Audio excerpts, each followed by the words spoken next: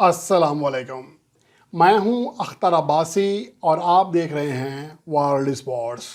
Ireland के दौरे पाकिस्तान के शेड्यूल का ऐलान कर दिया गया है। नवंबर में आयरलैंड की टीम पाकिस्तान आएगी, 3 T20 और 3 वनडे मैचेस खेलेगी। इसका शेड्यूल आपके साथ शेयर करूंगा इस रिपोर्ट में। और उसके अलावा T20 वर्ल्ड कप 2022 में पाकिस्तान की ओपनिंग जोड़ी क्या तब्दील होने जा रही है, इसके हवाले से पाकिस्तान के बैटिंग कोच और साबिक कप्तान मोहम्मद यूसुफ ने अपना रद्दअमल दिया है। उनका क्या कहना है ये भी बात बताऊंगा आपको इस रिपोर्ट में। और शाहिद खान अफरीदी बाबर आजम की हिकमत अमली पर बरस पड़े हैं और इसके साथ साथ उन्होंने मोहम्मद रिजवान को भी मशवरा दिया है। वो मशवरा क्या है ये भी आपको बताऊंगा। और ब्रेडली ने भारतीय स्क्वाड पर तंज किया है, उन्हें गिराज में खड़ी हुई कार करार दिया है। उसकी वजह क्या है, ये तमाम मौज़ूआत इस रिपोर्ट का हिस्सा होंगे। और हम इस रिपोर्ट का आगाज़ करते हैं शाहिद खान अफरीदी के उस बयान से जो कि उन्होंने बाबर आजम के हवाले से दिया। क्योंकि पाकिस्तान के कप्तान बाबर आजम ने जब बांग्लादेश के खिलाफ मैच खेला तो यही कहा था कि हम उनको 160 रन का हदफ देने की प्लानिंग कर रहे थे।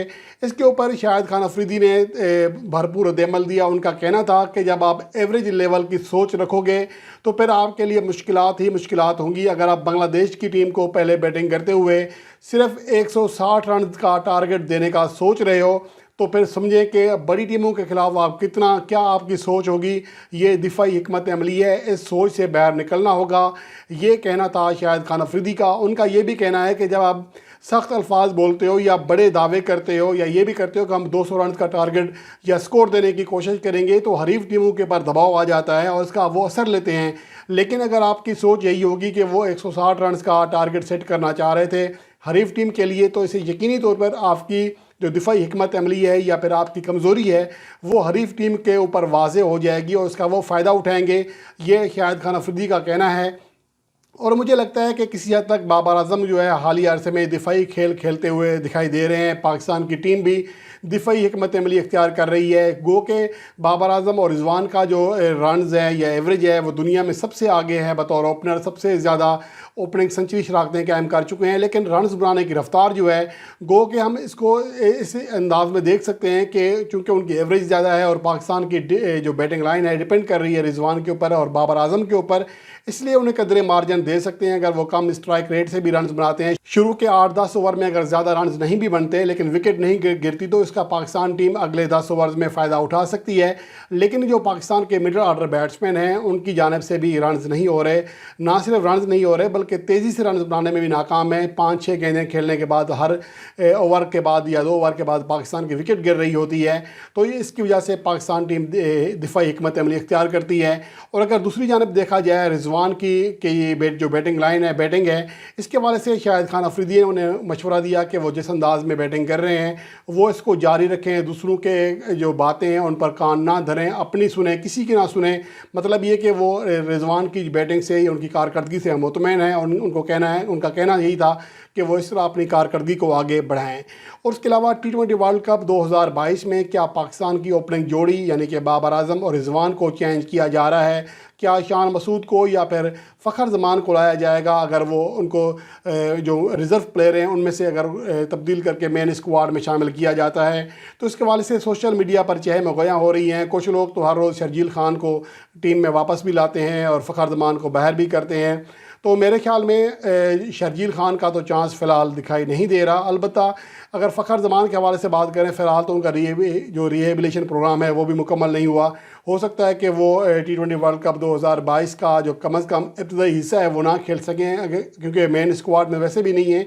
लेकिन अगर फ़र्ज़ करें कि उनको रिप्लेस करने का सोचा भी जाए तब भी उनके लिए फ़ौरी तौर पर रिप्लेस करना उनको मुश्किल होगा। और दूसरी जानिब ये है कि बैटिंग कोच मोहम्मद यूसुफ ने बाबर आजम और रिजवान के हवाले से वाज़े किया है कि उनकी ओपनिंग जोड़ी को हम किसी सूरत तब्दील नहीं करेंगे, ख़ास तौर पर T20 वर्ल्ड कप 2022 के इतना करीब आ जाने पर, क्योंकि ये जोड़ी पाकिस्तान को मुसलसल रन्स करके दे रही है और हालिया अरसे में दुनिया की कामयाब तरीन जोड़ी है रन्स के अतबार से भी और एवरेज के अतबार से भी।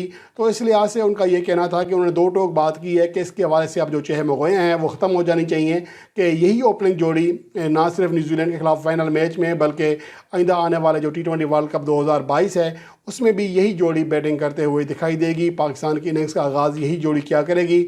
और मेरे ख्याल में अब इतना करीब आ जाने के बाद हमें ये बात, इस बहस को दिमाग से निकाल देना चाहिए कि ओपनिंग जोड़ी चेंज करनी चाहिए। इसी जोड़ी ने हमें बड़े रन्स भी करके दिए हैं। कंडीशन अच्छी हो या सूरत हाल अच्छी हो तो ये जोड़ी तेज़ी से रन्स भी करती है। तो इस लिहाज से मेरे ख्याल में ये कहना बिल्कुल गलत होगा कि अभी ओपनिंग जोड़ी तब्दील की जाए।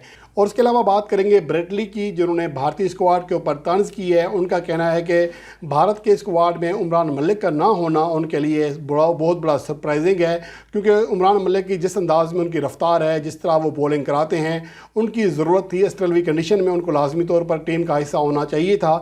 गो कि वो ज़्यादा तजर्बाकार नहीं है वहाँ की कंडीशन में, लेकिन वो ज़्यादा कारआमद साबित हो सकते थे। इसके हवाले से वसीम अकरम ने भी यही कहा था कि अगर वो भारतीय थिंक टैंक का हिस्सा होते तो उमरान मलिक को लाजमी तौर पर T20 वर्ल्ड कप 2022 के स्क्वाड में शामिल करते हैं, क्योंकि वहाँ की जो कंडीशंस हैं वो फास्ट बॉलर को एक्स्ट्रा जो पेस है 145 प्लस को बहुत ज़्यादा सपोर्ट करती हैं। इसलिए वो लाजमी तौर पर उमरान मलिक को स्क्वाड का हिस्सा बनाते हैं। और उन्होंने जो ब्रेटली के हवाले से बात की, उन्होंने जो तंज किया भारतीय स्क्वाड ख़ास तौर पर उमरान मलिक के हवाले से कहा कि अगर आपके पास बेहतरीन खिलाड़ी मौजूद है उसको आप नहीं खिलाते तो फिर भारतीय स्क्वाड गिराज में खड़ी हुई कार जैसा है कि कार तो बेहतरीन है लेकिन आपने उसे गिराज में खड़ा कर दिया है।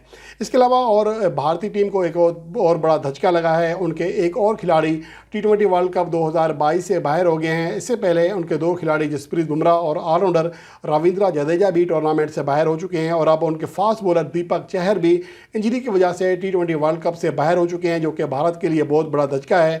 दीपक चहर को कहा जा रहा था कि एक तो वो रिज़र्व प्लेयर में शामिल थे, पहले ही कहा यही जा रहा था कि जसप्रीत बुमराह की जगह उनको शामिल किया जाएगा या फिर मोहम्मद शामी के नाम पर गौर किया जा रहा था। अब दीपक चहर खुद ही इंजरी का शिकार हो गए हैं, जो कि रिज़र्व प्लेयर में शामिल थे। अब उनके मुतबादिल प्लेयर का भी ऐलान करना है, इसलिए मोहम्मद शामी की T20 वर्ल्ड कप 2022 के भारतीय स्क्वाड में वापसी की राह हमवार होती दिखाई दे रही है। अब देखना ये है कि इसके हवाले से इम्कान बहरहाल जो ज़ाहिर किया जा रहा है कि दीपक चहर की जगह शरदुल ठाकुर को उनके स्क्वाड में शामिल किया जाएगा और जसप्रीत बुमराह की जगह अब मोहम्मद शामी के वापस आने के चांसेस जो हैं वो बहुत ज़्यादा बढ़ गए हैं। और उसके अलावा बात करेंगे आयरलैंड के दौरे पाकिस्तान के हवाले से, जो कि मेंस नहीं बल्कि वेमेंस क्रिकेट टीमों के दरमियान खेला जाएगा। और आयरलैंड की वेमेंस टीम पाकिस्तान का पहली बार टूर कर रही है। और पाकिस्तान का अगर उनका रिकॉर्ड देखा जाए तो ODI में और T20 में दोनों में शानदार रिकॉर्ड है पाकिस्तान का। और इस टूर में आयरलैंड की टीम पाकिस्तान वेमेन टीम के ख़िलाफ़ ना सिर्फ 3 वनडे बल्कि 3 T20 इंटरनेशनल मैचेस भी खेलेगी। अगर दोनों टीमों का सबका वनडे रिकॉर्ड देखा जाए तो दोनों टीमों के दरमियान 18 वनडे मैचेस खेले गए, जिनमें से 12 में पाकिस्तान ने कामयाबी हासिल की और 6 में आयरलैंड ने फतह हासिल की। पाकिस्तान ने यानी दुगनी फतवात हासिल की हैं शिकस्तों के मुकाबले में। बल्कि और T20 रिकॉर्ड जो है इवन इससे भी बेहतर है। दोनों टीमों के दरमियान खेले गए 15 में से 13 T20 इंटरनेशनल मैचेस में पाकिस्तान टीम ने कामयाबी हासिल की है और सिर्फ 2 में आयरलैंड को कामयाबी मिल सकी है। और यहाँ ये बात भी काबिल ज़िक्र है कि आयरलैंड का जो दौरा होगा 4 से 16 नवंबर तक खेला जाएगा और तमाम मैचेस चाहे वनडे हों या T20 मैचेस हों वो दोपहर 10 बजे शुरू हुआ करेंगे, क्योंकि सर्दी बढ़ चुकी होगी और इसलिए नाइट मैच कराना मुनासिब नहीं था, इसलिए तमाम मैचेस डे में रखे गए हैं। और उसके अलावा अगर शेड्यूल की बात करें, पहले 3 वनडे मैचेस खेले जाएंगे। पहला वनडे मैच 4 नवंबर को, दूसरा 6 नवंबर को और तीसरा मैच 9 नवंबर को खेला जाएगा। तमाम मैचेस लाहौर के कज़ाफ़ी स्टेडियम में खेले जाएंगे। इसके अलावा इसके बाद 3 T20 इंटरनेशनल मैचेस की सीरीज़ होगी। 12, 14 और 16 नवंबर को ये मैचेस खेले जाएंगे और उम्मीद है कि पाकिस्तान वुमेन्स टीम इस सीरीज़ में भी शानदार कारकर्दगी दिखाकर आयरलैंड के ख़िलाफ़ अपना जो ट्रैक रिकॉर्ड है उसको मज़ीद बेहतर बना लेगी।